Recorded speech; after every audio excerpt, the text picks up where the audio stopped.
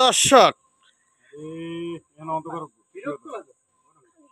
এই যে গাছটি লাগাইছি, আপনারা কমেন্টে বলেন যে গাছ লাগান, পরিবেশ বাঁচান।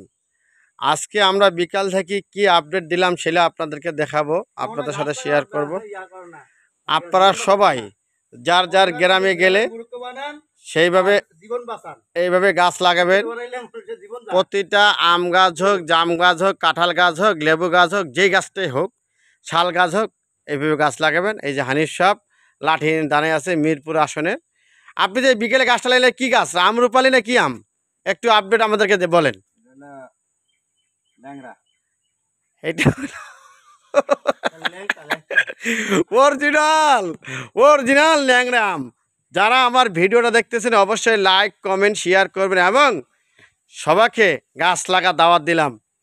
আল্লাহ হাফেজ।